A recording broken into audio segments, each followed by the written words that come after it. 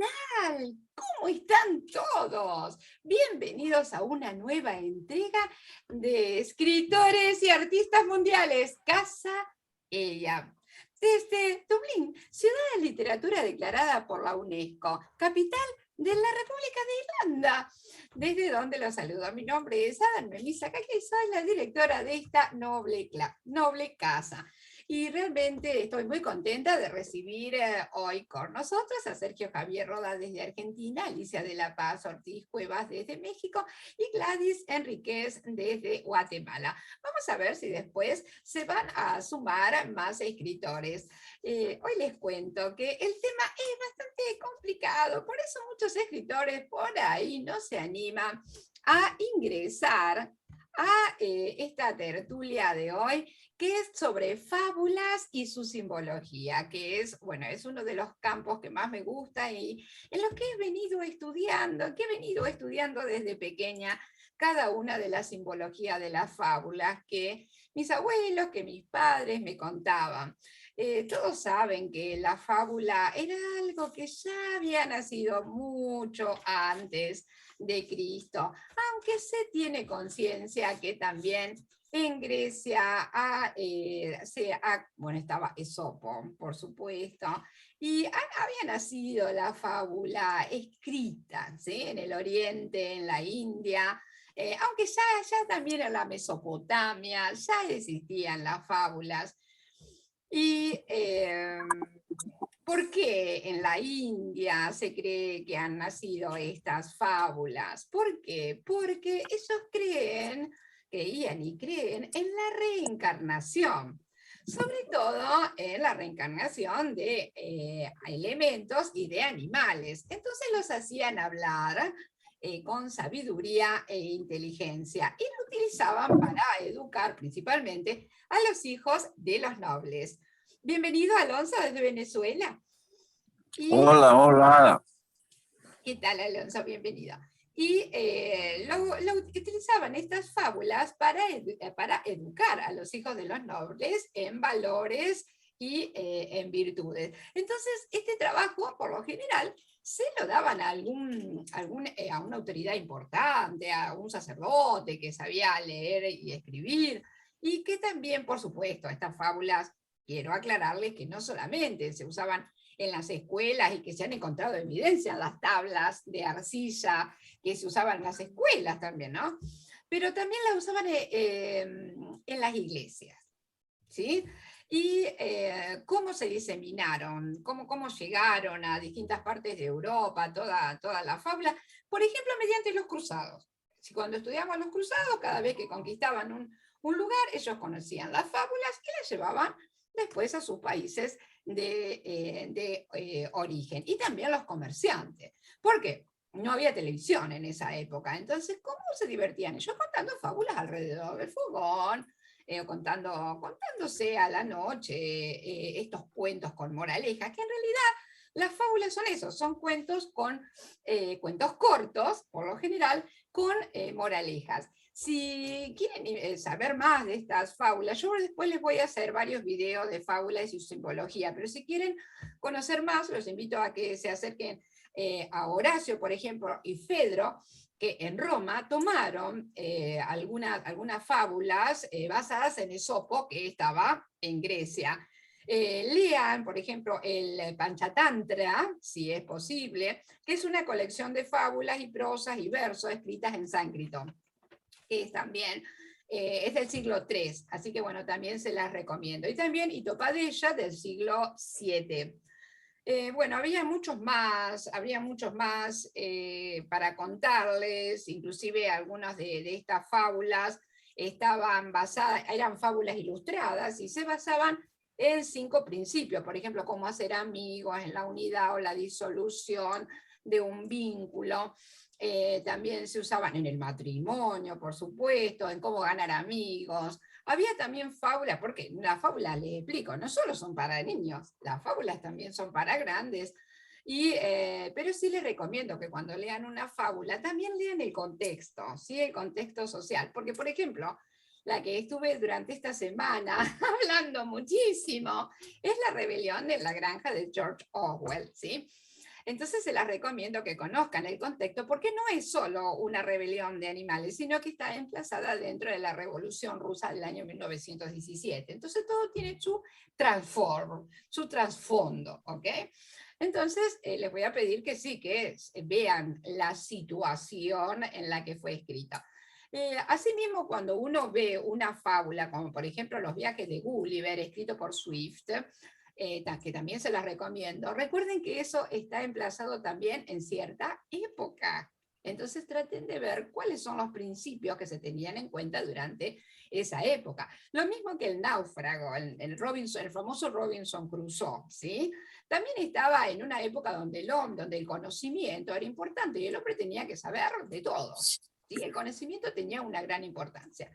También son fábulas que realmente les recomiendo. Y si quieren escribir fábulas, tengan en cuenta que la fábula también tiene no solo partes parecidas al cuento, sino que tiene otras aparte, ¿sí? Y que recuerden que al final se dice la moraleja, no se deja en suspenso. ¿Y para qué sirve la fábula? Me dicen acá por privado. Es para desarrollar el pensamiento crítico, que es muy importante, sobre todo hoy en día, en donde muchas veces uno no habla para ser políticamente correcto, pero desarrollando un pensamiento crítico, nosotros podemos expresarnos con propiedad, ser políticamente correctos, pero también decir lo que pensamos. Y sobre todo si somos escritores. Yo les recomiendo, primero de todo, empezar por Esopo, ¿sí? Con El escorpión y la rana, que es muy conocido, muy conocido, La zorra y la suba, El ciervo y el león. Fíjense en esto que yo estoy diciendo, que hay una contraposición, ¿sí? Ya estoy diciendo que dos personajes están en contraposición. Esto ténganlo en cuenta cuando ustedes escriban fábulas también. Los 7 cabritos y el lobo y el cordero. Casi siempre es uno de clase alta que luego pasa a clase baja o viceversa, ¿sí? Entonces, la cigarra y la hormiga. Está la hormiga y el escarabajo. Y después, sí, por supuesto, hay otras que, por lo general, si yo digo lobo con piel de cordero, estoy hablando también del lobo y el cordero, ¿sí? La paloma y la hormiga. Todo esto que yo les estoy nombrando no es porque a mí se me ocurra, sino porque son de Esopo, ¿sí? Son muy importantes. Y también, por favor, píguenle una miradita, como decimos nosotros acá, miren un poquito los que son de Christian Andersen, que son realmente hermosos: El patito feo, La sirenita, El traje del emperador. Y recuerden que nosotros a través de estos cuentos tratamos distintos valores, tratamos la paciencia, tratamos el trabajo en grupo, tratamos la discriminación, porque en la verdad lo que se está tratando en El patito feo es la discriminación. El traje nuevo del emperador, por ejemplo, de Anderson, trabaja la injusticia, la arrogancia y la intolerancia y el mal uso del poder. Y así podría seguir con con diferentes escritores, pero sería muy largo contarles de Saramago, contarles de Anderson, contarles de Swift, contarles de muchísimos más, inclusive de María de Francia. Les podría contar horas sobre María de Francia, que en el siglo XII, esta poetisa, escribió una colección de 63 fábulas. Se las recomiendo. Lean, aunque sea una, para tener una idea de cómo se escribe la fábula. Es realmente muy linda. Y no me quiero olvidar de Leonardo da Vinci, porque Leonardo da Vinci, obviamente, él escribió también un libro de fábulas, y bueno, que se puso en esa época muy de moda. Bueno, ya les hablé entonces de su origen en Egipto antiguo, en Oriente, en Asiria, en la India, influida por el budismo también, y bueno, por supuesto, las fábulas de tipo oral. Les hablé de la doble estructura, el título en contraposición también, y obviamente tiene que haber una desigualdad social para que ahí haya una contraposición y una manera de llevar al lector a que haga una crítica de lo que está leyendo. Y por supuesto, recuerden la trama, que es el orden cronológico, el ambiente, que es el tiempo, que es el espacio, que es el entorno social, el narrador, los personajes. Como narradores ustedes pueden estar adentro o pueden estar afuera, o saber todo lo que está pasando y ser omniscientes. Y por supuesto al final la moraleja, por supuesto. Y ahora, bueno, aunque tengo muchísimo más para contarles, simplemente quiero decirles con la magia de las hadas que les deseo como la luciérnaga buena suerte a todos, como el conejo, el renacimiento en las letras, porque soy como el grillo que anuncia futuros eventos, poetas, o como la magia de Esopo, de Suipo, Saramago y otros, y otros magos para arrebatarle la astucia al zorro malo, con la fidelidad del perro, la protección espiritual del águila, para que la pureza de las estrellas taciturnas reine entre nosotros con magia de hadas y de luna. Y así, con este pequeño poema, les he contado toda la simbología, o mucha de la simbología, de muchos animales que se encuentran en las fábulas. Realmente es para mí ahora un honor presentarles desde Argentina, con fábulas y simbologías, a Sergio Javier Roda. Adelante, Sergio. Gracias, Ada. Gracias, Casa Ella. Nos encontramos en otra tertulia también muy vinculada a estos temas anteriores que tuvimos de simbología, ¿no? Hay mucho de simbología y también, si hay tiempo, voy a compartir algunas diapositivas porque es larguito, me interesa que vean un par de diapositivas de un PowerPoint que quiero compartir. Pero primero quiero mostrarles, bueno, ya lo mencionó Ada, acá tenemos a Esopo, de Fábulas, que también tiene Vidas de Esopo, este libro, y Vidas de Esopo, el protagonista es autobiográfico, el modelo es el mismo Esopo, y cómo con mucha sabiduría sale de los escabrosos artimañas que le colocan sus hermanos y sus compañeros de trabajo, por creerlo más tonto, pero no así, que no demuestra, se pensaban que no tenía sabiduría.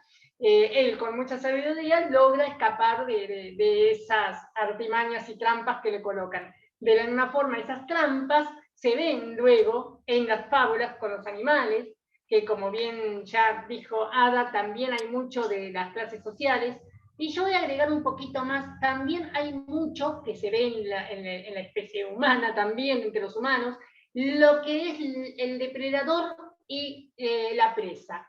Se ve mucho eso, tanto generalmente son duplas, la fábula del burro disfrazado de león, el burro y las ranas, el lobo médico, el burro y el arriero. Siempre hay estas duplas que en algunos casos aparecen en los humanos también, y hay unas comparaciones también entre los comportamientos humanos y los comportamientos animales. Bueno, les voy a leer breve de acá, seleccioné el burro disfrazado de león. Un burro que se puso una piel de león andaba dando vueltas asustando a los animales irracionales. Viendo una zorra, intentó también meterle miedo, pero ella, que casualmente había oído su voz antes, le dijo: «Sabe bien que también yo me habría asustado si no lo hubiera oído rebuznar». Bueno, explica así que algunos iletrados que por sus humos parecen ser alguien, quedan al descubierto por su verborrea. Así explica la moraleja Esopo. Un libro más contemporáneo que también trata a los animales es Los animales salvajes, de Griselda Gambaro. Sí, excelente. Antes de pasar a Griselda, les cuento un poquito que todas las fábulas de Esopo fueron recopiladas por La Fontaine. Así que también pueden buscar La Fontaine, donde van a encontrar estas fábulas maravillosas sobre, bueno, sobre los valores humanos en general, sobre la paciencia, sobre el trabajo grupal, sobre la sabiduría, sobre la constancia, sobre todos los valores que nosotros, como no solo los niños, sino nosotros los adultos también tenemos que pulir cada día. Muy bien, adelante. Ahora sí pasamos con La Griselda. Fontaine y otro compilador fue Samaniego, También, sí. También compilador de fábulas. Y pasamos a Griselda Gambaro, que es argentina, es más dramaturga, se dedica más al teatro y ahora vinculó con el teatro clásico cuando pasemos de vuelta al teatro clásico.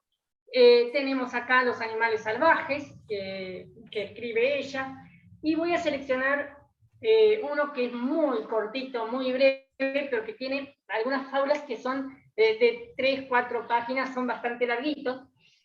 Uno lo voy a describir más que nada a grandes rasgos. Este se llama Bicho Bolita, y cada nombre, cada capítulo tiene el nombre de un animal.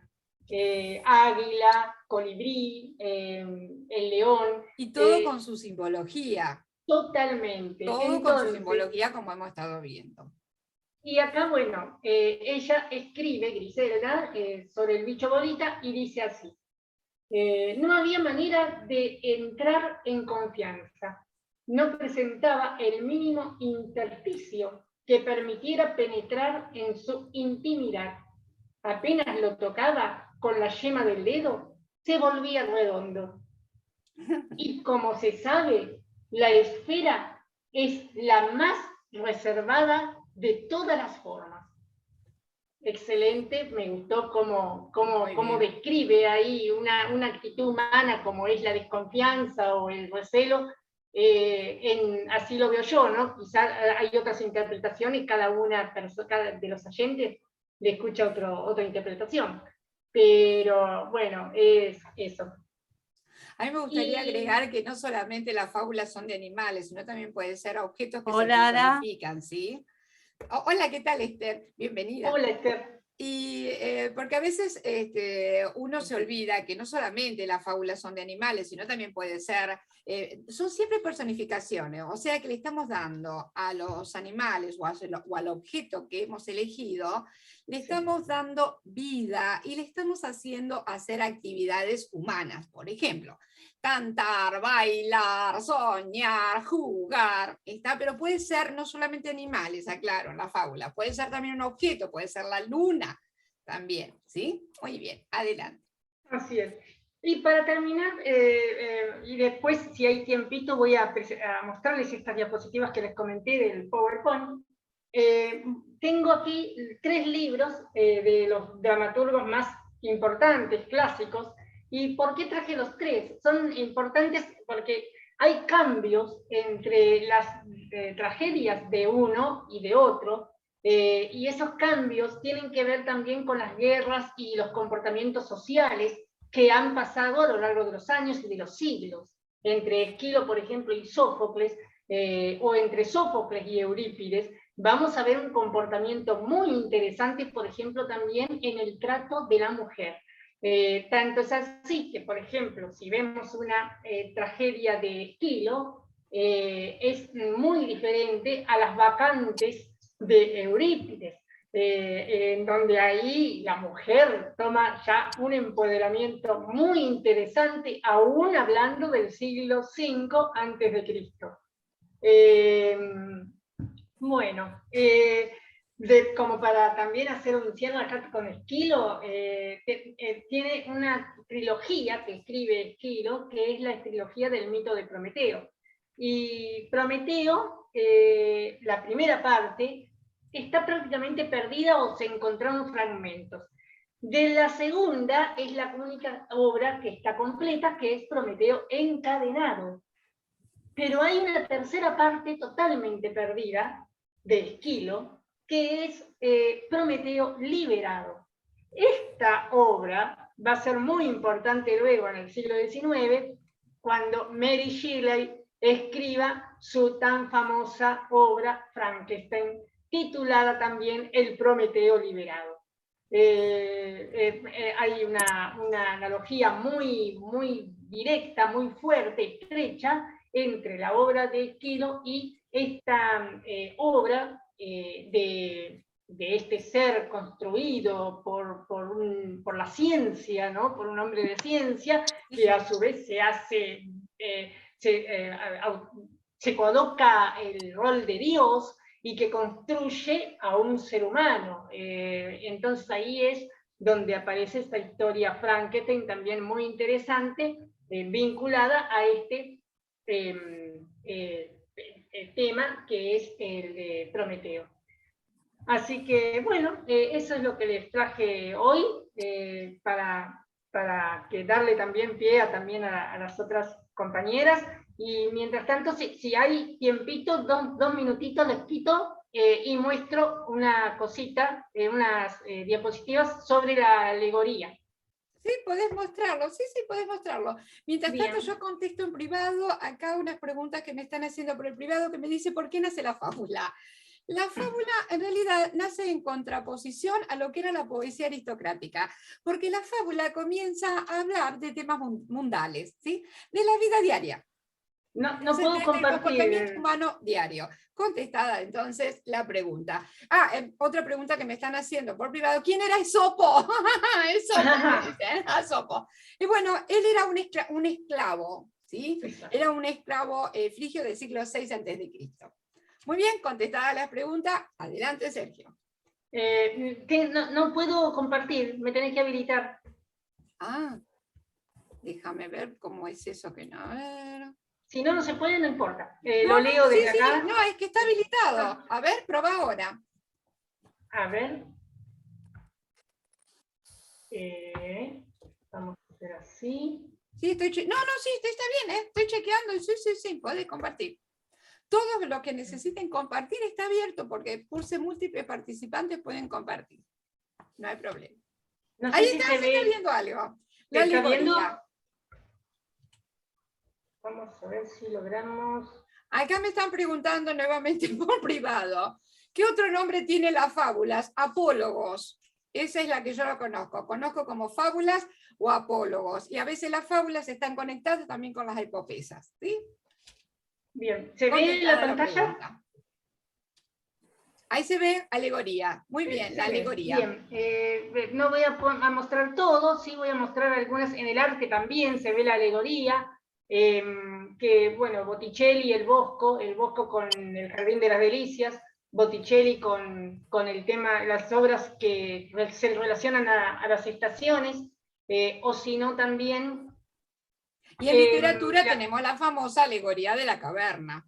Totalmente, Platón también, bueno, era uno de los más significativos para hablar en parábolas o en alegorías. La parábola bíblica también tiene mucho de estas fábulas o de alegorías, ¿no? Pasá la diapositiva, anda haciéndole clic para que puedan ver. Ahí está. Ahí tenemos la primavera, el Jardín de las Delicias, una parte, un fragmento. Ahí está, muy bien, tenemos Botticelli, pasá a la otra. Y tenemos acá, cuando habla de también las jerarquías que son sociales, ¿no? Que ya lo habías dicho vos también, cuando tenemos acá... Eso es cuando vimos el ajedrez, ¿te acordás? Que vimos ahí está, la simbología de las distintas fichas del ajedrez. Muy bien, y ahí está la alegoría y fábula. Tenemos como para que quede grabado también el texto, para que puedan ver ahí las diferencias entre lo que es una alegoría y una fábula. Aquí también, cuando hablamos de la parábola bíblica. Y una mención, por ejemplo, en los personajes, como por ejemplo Dante Alighieri con la Divina Comedia. Muy bien. Y bueno, muestran ahí lo que serían tres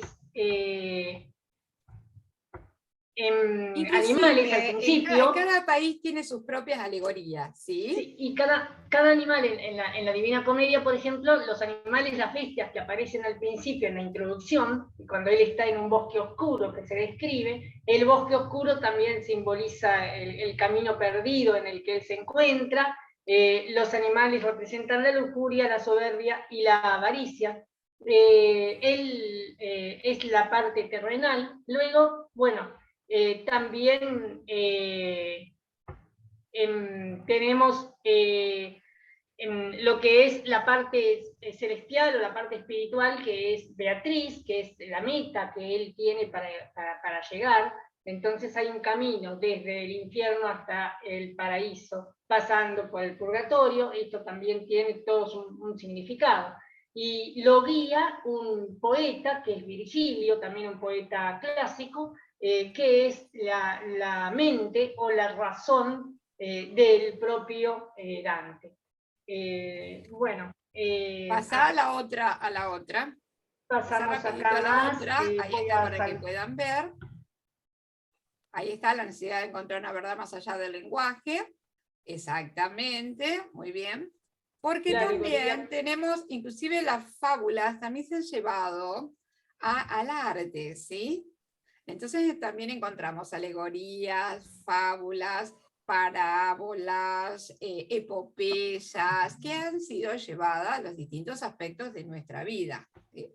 No solo en la literatura, sino también en el arte. Y hay simbología en todo, ¿sí? En toda nuestra vida, en realidad. Muy bien, ahí tenemos, ¿sí? La Divina Comedia de Dante Alighieri. Perfecto. Ya lo comenté.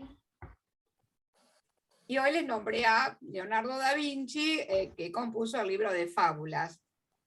Y de ahí la palabra dantesco, que hoy se utiliza mucho y que se empezó a utilizar a partir del siglo XVII, también cuando posterior a la obra de Dante Alighieri, se utiliza ese término cuando es una obra dantesca, le llaman. Muy grande, claro. Exacto. Se usa esa palabra como muy grande. Y también inclusive usamos cuando decimos, uy, es un cuento maquiavélico, es Igual, un cuento exactamente. malo, ¿sí? Es un cuento feo.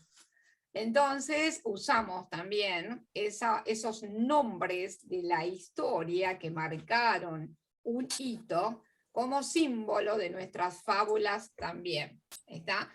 Inclusive se ha usado también el grabado gráfico, ¿sí? También para exponer fábulas. Bueno, más contemporáneo tenemos las crónicas de Narnia, de Lewis. Muy bien. Y entre los franceses, por ejemplo, yo les recomiendo Les Hymnes de Duchamp.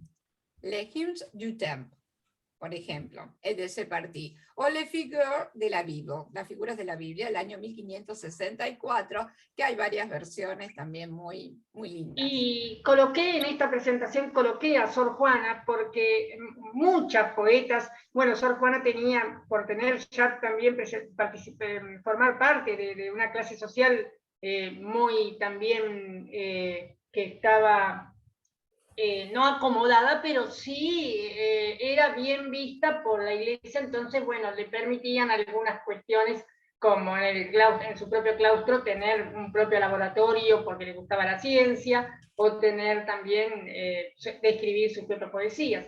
Pero aún así escribían en clave, escribían en fábulas y escribían en alegorías, porque era la única forma de escapar a las censuras de la época, ¿no? Aparte, acordemos, ¿no?, que en esa época, ¿no es cierto?, estaba la Inquisición, totalmente. también quemaba y que encontraba diciendo algo contrario a la iglesia. Si ellos decían que la Tierra hubiera sido triangular, bueno, había que decir que era triangular, aunque no era, tampoco es redonda, es geoide, ¿no?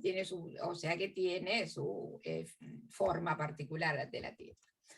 Muy bien, la verdad, muy, muy, muy lindo. Estamos viendo las diapositivas, las alegorías. Ahí está Gulliver de Swift, que hoy nombrábamos también. Ahí está Gulliver. El Señor de los Anillos, también no nos olvidemos. Bueno, la filosofía usa mucho eso. Echeverría hoy, Camus, Echeverría también, Descartes, Borges. cuando usa sus fábulas, sus parábolas para describir esos conceptos filosóficos, metafísicos que él describe, lo utiliza en modo de parábolas también. O como Para decía describir Hegel decía, la fábula es como un enigma que tenemos que descubrir.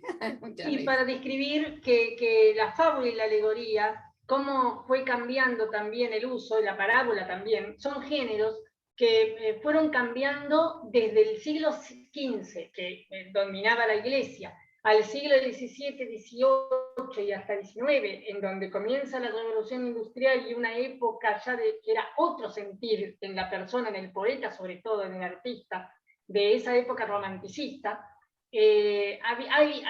Ahí empieza a cambiar la forma de escribir. La parábola es la misma. Lo que cambia es el sentido o el doble sentido del que se decían las cosas. Ya no para instruir como en la ese época doble bíblica. sentido se llama doble reenvío y fue estudiado en el año 1989 por Christian van der Dorp. Ese doble, ¿sí? Ese doble reenvío, que los invito, bueno, también a leerlo, a Christian van der Dorp. Bien. Pero es como, sí, como vos decías, ese doble reenvío, doble sentido. Muy bien. El enigma, ¿no? El enigma que nosotros debemos descubrir. Bien, y ahora, bueno, vamos a ver cómo dejo de compartir. Y acá. pon stop, ahí está. Y recuerden que cuando nosotros escribimos cuentos que son fábulas, recuerden rever, ¿sí?, los subgéneros, el épico, el dramático, el lírico, ¿sí? Recuerden ver esos subgéneros. Por ejemplo, del lírico nosotros estamos viendo algo en los talleres sobre lo que es el soneto, la redondilla, estamos viendo la oda. La oda es un subgénero lírico y lo estamos viendo en trovas y odas, por ejemplo, ¿sí? O estamos viendo, por ejemplo, en JB vamos a ver el madrigal o la letrilla, por ejemplo. Así que bueno, repasen un poquito, el romance, por supuesto. Así que repasen un poquito todos estos géneros cuando ustedes quieran plantarse y decir, yo escribo una fábula de este tipo, ¿sí? Y las fábulas empezaron siendo en poesía, rimada, para chicos, pero después también se escribió en prosa y también se escribió con ambas, una parte rimada y otra parte en prosa. Es muy, muy... Digo, una cosita más, sí, así cierro ya el tema. ¿Cómo no? Que todo esto, estos ingredientes, por llamarlos de alguna forma, ¿no?, recursos literarios, para hablar en términos apropiados, estos recursos literarios... Como la personificación, por ejemplo, que es esencial en las fábulas. Son, ¿cómo decías? La personificación es esencial en exacto, la fábula. Exacto. Si no hay personificación, no hay fábula. Bueno, a eso iba a llegar. Estos ingredientes o recursos literarios tienen que ver o están vinculados a lo que le llamamos, que hay un montón de figuras retóricas. Y dentro de las figuras retóricas está algo muy importante que, bueno, en algún momento voy a compartirles también algún power que es ese power es de mi autoría, que es sobre la prosopopeya o lo que se dice, cuando hablamos de prosopopeya, también dividimos en lo que es la etopeya, porque etos es el ser, es el yo, en griego, y tiene que relación con esa personificación física. Ahora, cuando hablamos de la personificación más, de colocarle un carácter al personaje, la personificación propiamente dicha, ahí hablamos de una prosopopeya para hacer... hay una división ahí, porque tenemos, por un lado, la humanización. Lo hemos visto en JB.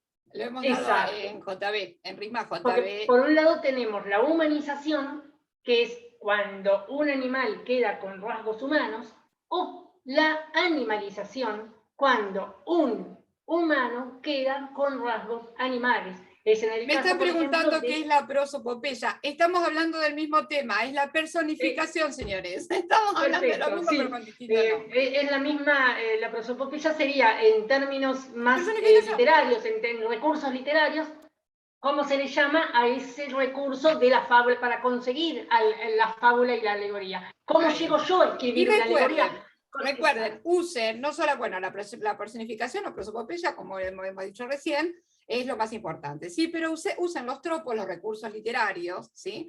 Y hay una cierta pequeña diferencia entre lo que es recurso literario, entre lo que es tropos y, por supuesto, eso vamos a verlo también en los talleres y en algunos talleres ya los vimos.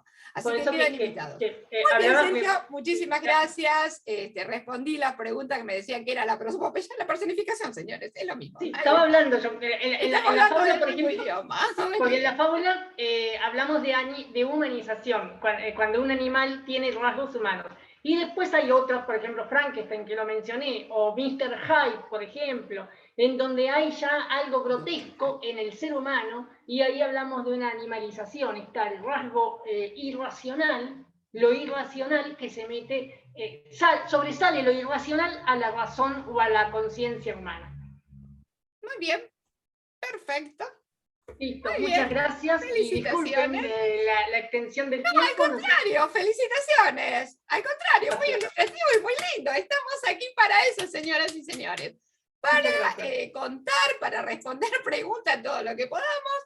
Y, por supuesto, esto es un pantallazo. Después hay una trastienda. Después les toca a ustedes seguir investigando. Nosotros les tiramos algunos puntos para que ustedes tengan por dónde comenzar.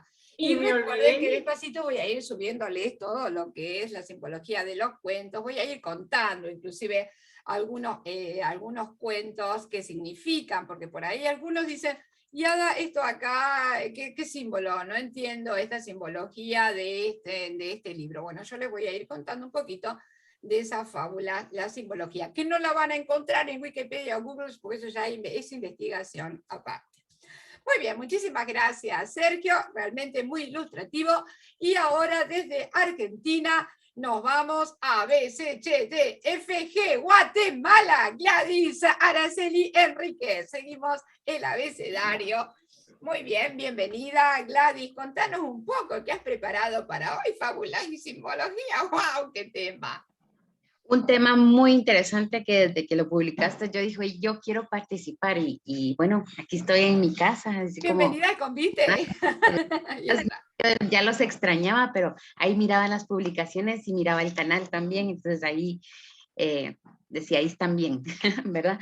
Bueno, les quería contar que aquí en Guatemala es un país plurimulticultural, ¿verdad?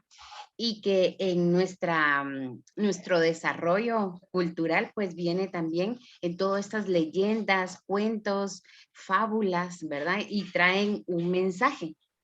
Y era por medio se transmite, y todavía se transmite en varias casas, o sea, es muy bonito cuando está la abuela y dice, vengan patojos, les voy a contar un cuento, les voy a contar una historia.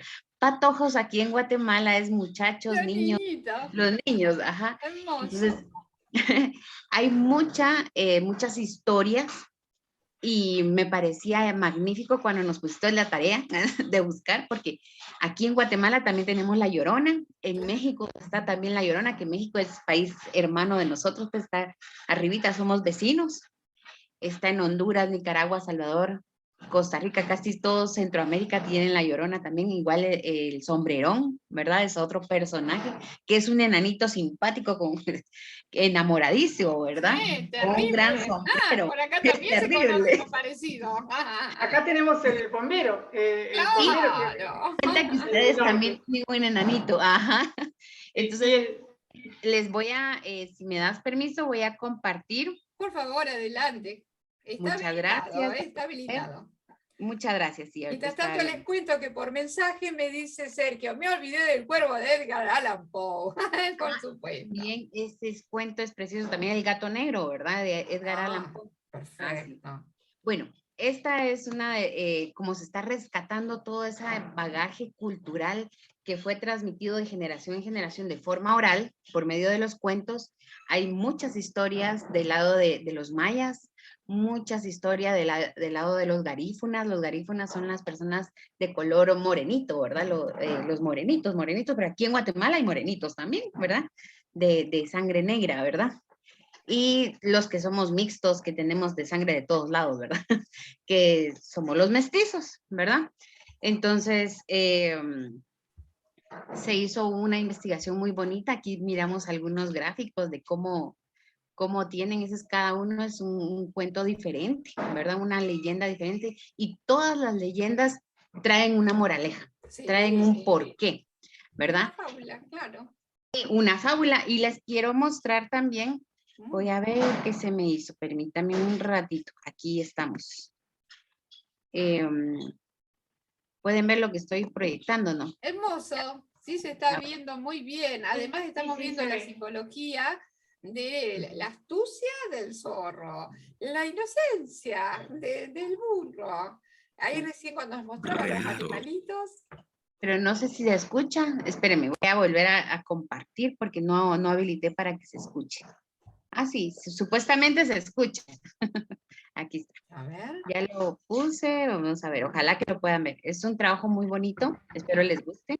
¿Se escucha? Ahora sí, La leyenda del Cadejo. hermoso. No olvides suscribirte, activar la campanita de notificaciones y compartir nuestras historias. El cadejo es un animal legendario de la región de Centroamérica y México que se encuentra en zonas rurales e incluso... ¿Qué hice? No sé. Ay, caramba. ¿Qué hice? No sé, les digo No yo. podés Espérenme, contar voy a la dejar de historia. compartir y regreso. No podés Pues, contar la historia, no Ya hay problema. cortita, es una historia muy corta de lo que es el cadejo, ¿verdad? Dura 3 minutos, por eso me decidí, y era un poquito lo que ustedes estaban mencionando ustedes mencionaron de un lobo, ¿verdad? Como del hombre lobo o algo así, pero aquí no es un hombre lobo. Gladys, ¿Sí? discúlpame, intentá de vuelta porque se estaba escuchando y se estaba viendo bien. Sí, eso estoy probando, pero no sé cómo regresar. Ahí está, ya vi cómo. Es que yo uso más Zoom, Meet que Zoom. También. Ajá, entonces, ahorita Es la estoy así costumbre, como... es cierto, eso es la costumbre, me pasa lo mismo, sí. Ahí vamos, sí, hoy sí. Vamos. Nos quedamos, ¿verdad? Los regreso un poquito más. Ahí va. No, está bien. ¿Desde dónde quedamos? Ahí está. Vaya. Y, bueno. de la región de Centroamérica y México que se encuentra en zonas rurales e incluso urbanas. Se dice que es un animal parecido al perro, que se aparece a quienes deambulan en altas horas de la noche. Es un personaje grande, fuerte y peludo. Tiene grandes garras y se suele escuchar su caminar. Según la leyenda, existen 2 cadejos, uno blanco y otro negro, y simbolizan el bien y el mal respectivamente. El blanco es guardián y el negro es fiero y peligroso. El cadejo es el espíritu que cuida a los borrachos durante la noche, sobre todo a aquellos que apenas pueden mantenerse en pie. Si el borracho tiene la suerte de ver aparecer al cadejo blanco, el bueno, este permanecerá a su lado para protegerle.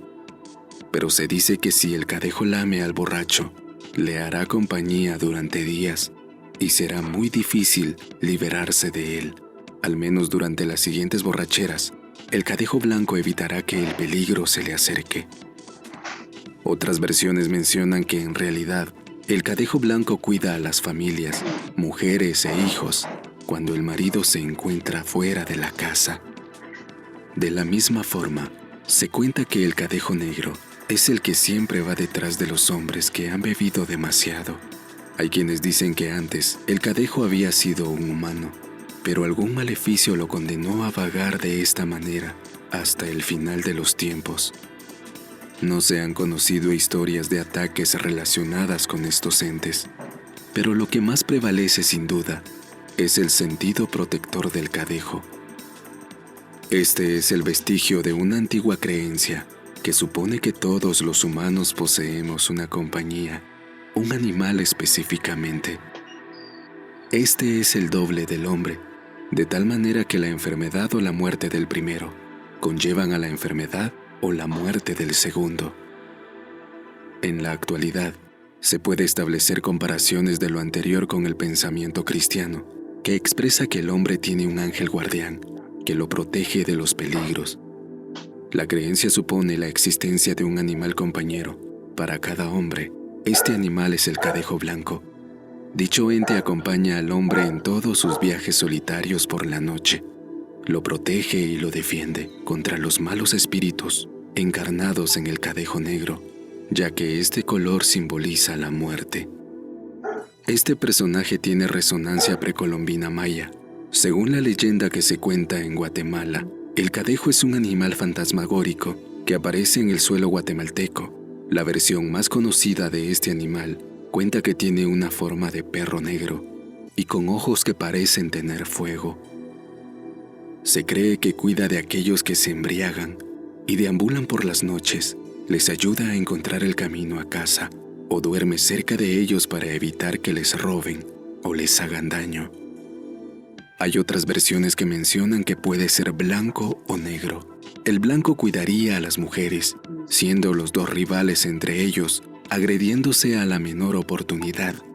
También se dicen que aparecen para salvaguardar a sus protegidos de otros espectros como la Llorona y la Ciguanaba. ¿Y tú? ¿Has tenido alguna experiencia con el cadejo? Déjalo en los comentarios. No olvides suscribirte, activar la campanita de notificaciones. Bueno, El cadejo. Así que, sí. señores, a no emborracharse y andar de noche por las dudas de ser un cadejo negro, y ahí no cuentan el cuento. O sea que Sí. ahí vendría a ser más o menos la moraleja: cuidado si bebés y salís de noche, porque el cadejo a la noche puede andar y te lleva. Sí. Ahí está, claro. Y depende también si es el cadejo blanco o el cadejo negro, ¿verdad? Porque el Claro, uno cadejo te blanco, cuida y el otro, sí, no, el otro pues sí lo lleva a algo claro, lo mal, lleva por pues, mal ajá, camino, sí, digamos. la muerte, ¿verdad? Entonces, Claro, directamente. y esto también quiero resaltar que viene también en cuestión cultural con esto ay, se me fue el nombre, pero los mayas creen en los nahuales, ¿verdad? Que es un animal espiritual que lo cuida a uno, ¿verdad? Que cuida a la Claro. familia, a Porque la cada cual cultura. tiene su Sí. nahual, de acuerdo Ajá, entonces, a la como el época ángel de la de guarda para misión. nosotros los Claro. cristianos, ¿verdad? Que creamos en nuestro ángel de la guarda y toda la cuestión, ¿verdad? Igual, ahorita con esto de las desapariciones de mujeres y toda la cuestión, cuentan que a veces miran ellas que las están siguiendo y de repente aparece un perro, pero tal vez la misma mujer no lo puede ver, pero el malhechor sí. Entonces, no, este me va a atacar, ¿verdad? Entonces hacen que se vayan, ¿verdad? Entonces, hay muchas cuestiones como que culturalmente que son tan interesantes conocerlas, ¿verdad? Igual, la ciguanaba, mencionaban ahí la ciguanaba, es una mujer de cuerpo precioso con cara de caballo, dicen. Entonces se lleva a los hombres infieles. Entonces, ¿qué quiere A decir? ser Que si fieles, un hombre señores, a ser fieles porque sí, viene y los lleva. y se los Claro. lleva, ajá, sí, se los puede, les roba el alma, dice, los mata, y casi siempre aparece cerca de barrancos porque ahí es donde los tira, ¿verdad? Para que mueran. Y cuentan que cuando las personas miran a este personaje de miedo, ¿verdad? La ciguanaba, hay que jalar el llano, el pasto, ¿verdad? Lo más duro que se pueda porque es el cabello de ella, ¿va? Entonces a ella le duele y ella sale, ella se va, ¿verdad? Igual cuando uno tiene hijos pequeños está la Llorona, y como la Llorona mató a sus hijos, ella cuando mira ropa tendida afuera, aquí se tiene en los tendederos, ¿verdad? La ropa de bebés, ella llega y llora y les echa lágrimas, entonces el niño se enferma y le cae mal de ojo No tener la se ropa puede fea, morir. entonces. Ajá, entonces igual las palanganas porque a ella le gusta bañarse en la pila. No, ustedes no sé si conocen qué es pila. Pila es una cosa de concreto que tiene agua y se lava la ropa, los trastes, o sea, es fundamental para acá, para Guatemala, una pila, ¿verdad? Claro. No es como el lavamanos o lavatrastos, o sea, pero es un instrumento que en todas las casas guatemaltecas van a encontrar ustedes, es de concreto Muy bien. ¿verdad? Y en los pueblos es tipo piscina, ustedes es muy grande, y bien, alguien se puede ahogar ahí, ¿verdad? Entonces, Ay, es de caramba. cuidado también, o sea, es bonito porque tienen lavaderos y todo, y cuentan que la Llorona, cuando hay noches de mucho calor, le gusta bañarse con su palangana de oro. Y a las personas que son avaras o les gusta lo ajeno, miran que la palangana brilla y llegan a querérsela robar, y también se los gana, ¿verdad? Hasta resultan mal, con problemas psicológicos después, ¿verdad? Porque vieron el fantasma. Entonces Claro. tenemos muchos. Imagínate que se te aparezca así de golpe. Y sí, es considerable, ¿eh? Sí. Considerable. Y algo típico que, bueno, se conoce, es que cuando uno escucha los lloridos de la Llorona lejos, es porque está cerca de uno. Ay, caramba. Y cuando uno la escucha cerca es porque está lejos de uno, ¿verdad? O sea, entonces lo que hay que hacer es ahí sí que hincarse o rezar o decir, bueno, Padre Eterno, libérame de cualquier espíritu, y decir el ángel de mi guarda, ¿verdad? Y vete a llorar a otro lado. Sí, Decimos, la claro. verdad es que sí. Y Ajá, claro, no queremos llorona. Acá, sí. acá la que llora es la Banshee. La Banshee es una hada protectora de distintas casas de familias que anuncia cuando alguien está por fallecer. A veces hay enfermo y se aparece la Banshee en los tejados y se siente el grito, un grito desolador, que pone la piel de gallina, realmente. Entonces, entonces, claro, ¿qué hace la gente? Se encierra adentro para no ver la Banshee, porque entonces, claro, y por lo general aparece de noche.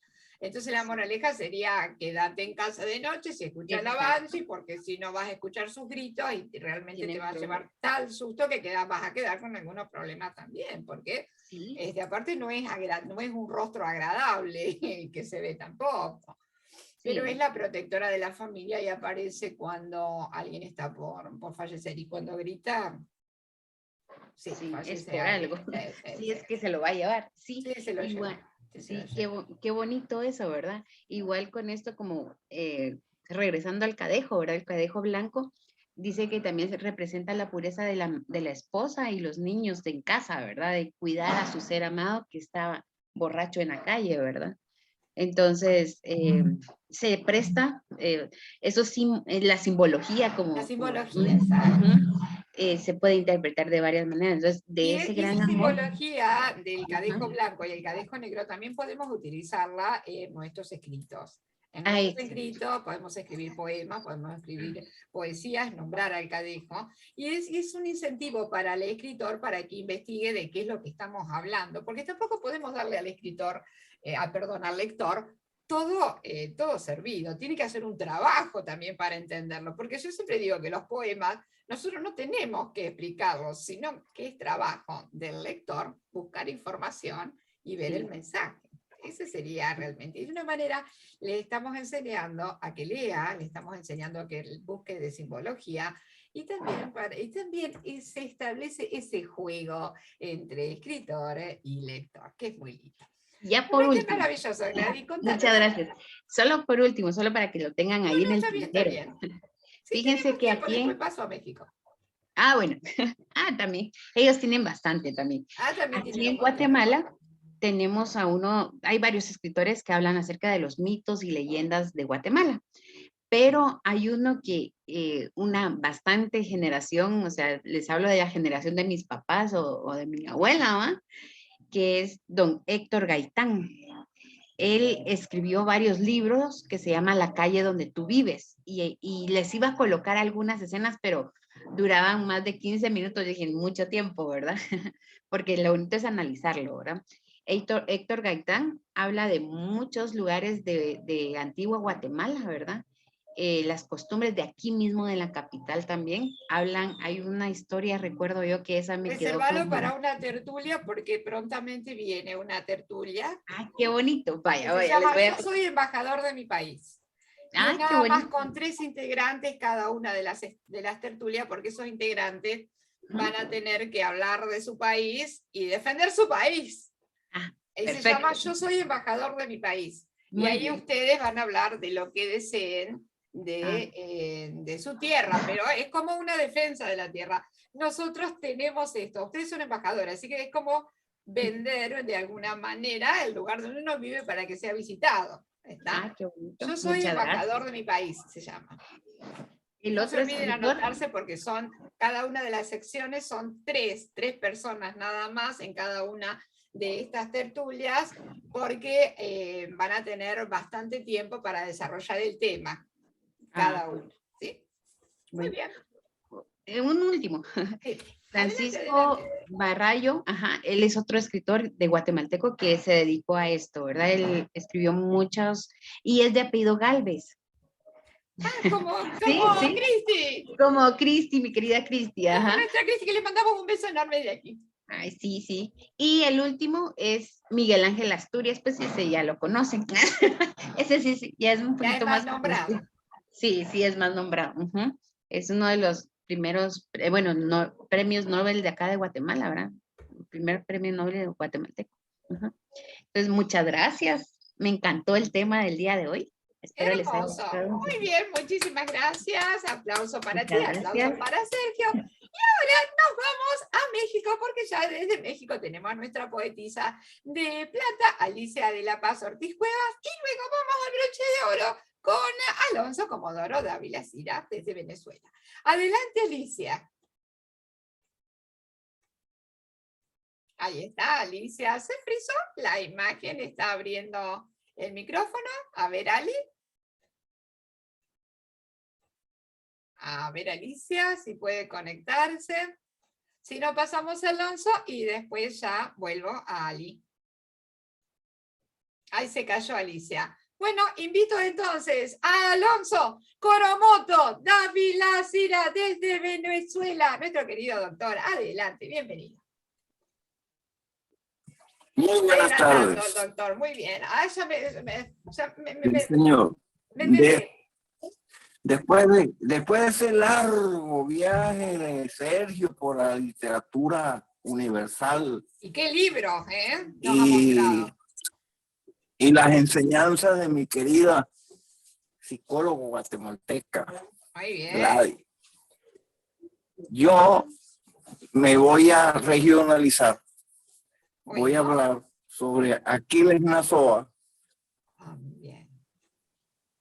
Es un poeta venezolano, tiene varios años de muerto. Aquí dice poesías costumbristas, humorísticas y festivas. Nos dejó, aquí está este tomo de humor y amor de Aquiles Nazoa. Y digo regionalizar porque voy a leer dos fábulas. Muy bien. Estas por Aquiles Nazoa. Dos fábulas. Y dice aquí, la fábula de Aquiles Nazoa es tan contemporánea que ni siquiera está dirigida a los niños. Es muy amplia. Sus agradables ingredientes moralizadores y didácticos, evidentemente, fundamentalmente están dirigidos a todo hombre, toda mujer.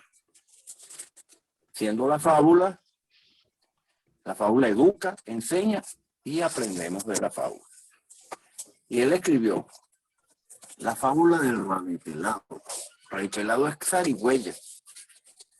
Dice así: al verse el rabo un día, cierto rabí pelado sintió un incontenible desagrado observando cuán feo la tenía, o sea, el rabo.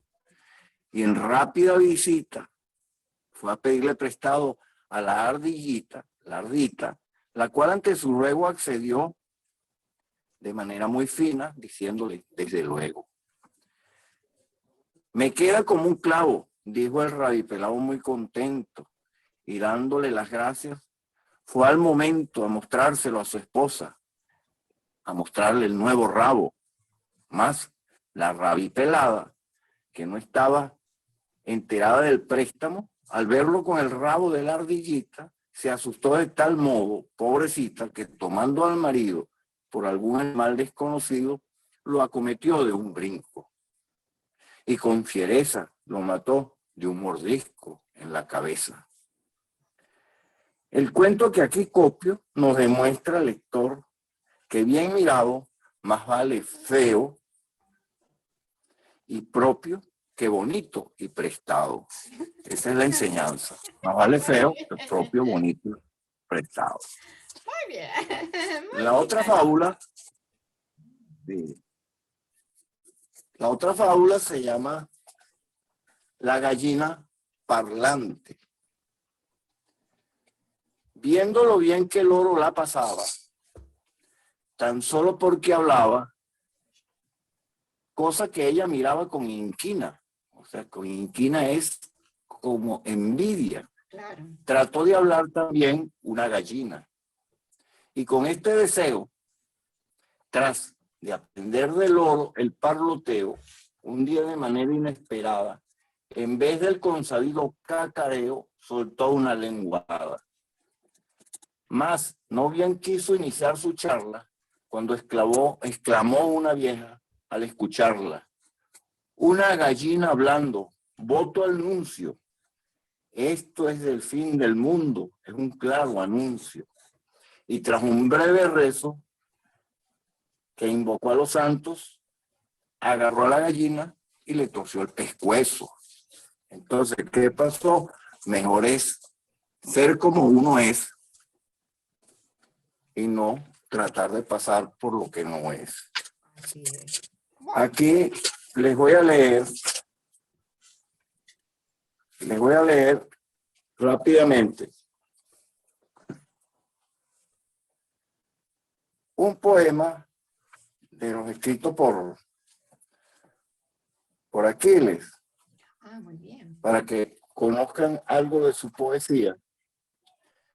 Y dice: en la placita, plaza es parquecito, por escribir alguna bagatela sobre el encuentro con las cosas idas, hoy vuelvo a recorrer las avenidas que antaño me llevaban a la escuela. Marco de aquella edad fue esta plazuela, llena de rosas blancas o encendidas, y las acacias siempre tan floridas del gran ferrocarril de Venezuela. Oh placita infantil, en la que un día el duro corazón de un policía me hizo llorar hasta ponerme ronco. Tú has sido feliz en la tú has sido más feliz que la arboleda, pues de aquellas acacias es una planta, ya no queda ni una ramita, ni una flor, ni un tronco. Todo está pelón. Bueno, les dije que me iba a regionalizar y me regionalicé con la fábula. Y muy bien. Porque bien o mal, aquí en Venezuela también tenemos la famosa fábula de Tío Tigre y Tío Conejo. Son fábulas con animales que existen en los llanos venezolanos. Y son muy, muy numerosas. Eso daría para imagínate cuántos talleres y cuántas conversaciones. Espectacular. Porque la fábula es eso. El pueblo. Esopo hablaba, sus animales hablaban de su época. Claro. Aquí les Nazoa habla el idioma del propio venezolano. Gracias por escucharme y muy agradecido por la invitación. Saludos a todos. Precioso, Alonso. Muy bien, excelente. Y ahora nos vamos a México, porque ya desde México nos está esperando Alicia de la Paz Ortiz Cuevas, que se nos había frisado hace un ratito. A ver ahora si la podemos recuperar. Ahí está, bienvenida Alicia. Muchas gracias, Casa Eyam, estimada directora Ada Noemí Zagaglia, compañeras, compañeros, miembros y miembros de Casa Eyam, desde Taxco de Alarcón Guerrero, mi corazón de plata para ustedes. En esta tertulia tan importante, ¿verdad?, sobre las fábulas. Yo voy a hablar sobre una fábula muy importante, el Maya y el Chontal. Y aquí hice este dibujito. Muy bien. Ahí está el Maya y ahí está el Chontal. Y ahorita van a entender ustedes qué pasó con el Maya y el Chontal. Primero voy a decirles que las fábulas mexicanas nos acercan más a la rica cultura y tradición de nuestro país y nos enseñan lecciones de vida, ¿sí? Es una historia con una moraleja, y aquí voy a platicar que hace muchos años vivían dos hombres en una parte de México, en el estado de Guerrero. Se trataba de un indio maya y otro de un chontal, oriundo de Tasco, Guerrero. Los dos no se llevaban bien porque venían de distintas tribus, pero no se podían separar por razón de su subsistencia. Se pasaron días, semanas y meses y no llegaban a ponerse de acuerdo en nada. Pero un día, los azares del destino les tocó tomar una decisión de la que dependía la vida de cada uno de ellos. El maya tenía razón y eso permitía a ambos sobrevivir. Sin embargo, el chontal neciamente se negó, ya que no quería darle la razón a alguien que no fuera de su misma tribu, ¿sí? Y así pasó. El chontal acabó muriendo, ¿sí? Porque no tuvo para comer, todo por no darle la razón a su amigo, entre comillas, el maya. Y aquí viene la moraleja. Debemos de aceptar a todos y a todas que somos diferentes a uno mismo. Se necesitan algunos ingredientes como la tolerancia, que es la actitud de la persona que respeta las opiniones, ideas o actitudes de las otras, demás que no coincidan con las propias y que les enseñan a un sano espíritu de tolerancia que les haga apreciar y respetar las opiniones y acciones ajenas, es decir, de las otras y de los otros. Cuando hablamos de inclusión, es un concepto teórico de la pedagogía que hace referencia al modo en que la escuela debe dar respuesta a la diversidad. Este término surge en 1980 y pretende sustituir la integración. Es la actitud que debemos de tener para integrar a las personas en la sociedad, respetando su diversidad. Que tengan las mismas posibilidades y oportunidades para realizarse en condiciones de equidad. Ahora vamos a hablar de la diversidad, que es una palabra en latín que significa diversitas, que hace referencia a la variedad, a la abundancia de cosas distintas. Voy a hablar de la igualdad. ¿Qué es la igualdad? Es la condición o circunstancia de tener una misma naturaleza, cantidad, calidad, valor o forma de compartir alguna cualidad o característica en igualdad de oportunidades. La igualdad es el estado ideal de una sociedad en la cual los derechos y obligaciones sean para todas y para todos los mismos y seamos iguales ante la ley. Y por último, la interculturalidad. Hablamos de ella, que es un proceso de comunicación e interacción entre personas o grupos con identidades de culturas específicas, pero diferentes, donde no se permite que las ideas de una persona o grupo cultural esté sobre el otro. Vean qué padre, ¿no? Entonces así favoreciendo en todo momento a que se preste el diálogo, la concertación y con ello que haya una integración fehaciente, una convivencia enriquecida de culturas. Termino diciendo, el respeto a la diversidad y al enriquecimiento mutuo que cada persona tiene derecho a tener, sea como sea. Muchas gracias, Casa Eyam. Soy la poetisa de Plata de Tasco, dice La Paz Ortiz Cuevas. Agradezco el espacio que se me ha brindado para participar en esta tertulia de Casa Eyam, escritores y artistas mundiales. Muy bien, hermoso, Alicia, felicitaciones. Y ya en el cierre, les cuento que la próxima entrega es el sábado y vamos a contar fábulas. vamos a contar fábulas cortas, las fábulas que nos contaron desde niños, las fábulas que aprendimos desde grande, pero vamos a contar fábulas para todos los que estén del otro lado, que nos escuchen contando, porque los escritores, a los escritores nos gusta contar cuentos, contar fábulas, ¿sí? Y a los que están del otro lado les gusta saber esa fábula para poder también transmitirlas y para también transmitir el mensaje. Y yo me voy con una fábula, ya agradeciéndoles a cada uno de ustedes por haber sido parte de esta tertulia. Y me voy a ir con la fábula de la serpiente y la luciérnaga.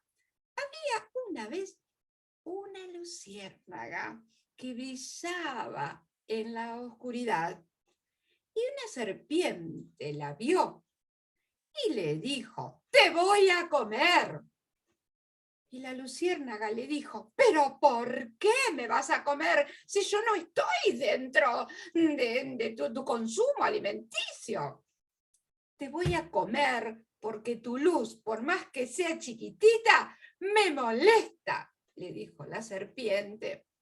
Entonces la luciérnaga le dijo: «Pero yo, aunque sea chiquitita, brillo, y gracias a mí en la noche puedes ver». La moraleja: nunca dejes de brillar, aunque a otros le moleste. Muchísimas gracias a todos. Sigan brillando en sus letras y en su vida, aunque por ahí haya serpientes que les moleste. Muchísimas gracias a todos y entonces anótense para Contamos Fábulas. En la tertulia hoy contamos fábulas. Muchísimas gracias a todos y ya comiencen a anotarse para las diferentes tertulias que van a seguir, que yo soy embajador de mi país, y a prepararse para preparar muy bien su país, porque cuando presenten su país tienen que presentar todos sus aspectos, ¿sí? No solo la parte literaria, sino van a presentarlo de forma geográfica, de forma política, muy resumido, en los lugares, para los lugares turísticos, un poquito de historias y la leyenda, porque recuerden que ustedes son embajadores de sus países. Muchísimas gracias a todos, un beso grande y nos estamos viendo en la próxima lectura, en la próxima tertulia, donde vamos a dar lecturas a fábulas. Un beso grande a todos y muchísimas gracias.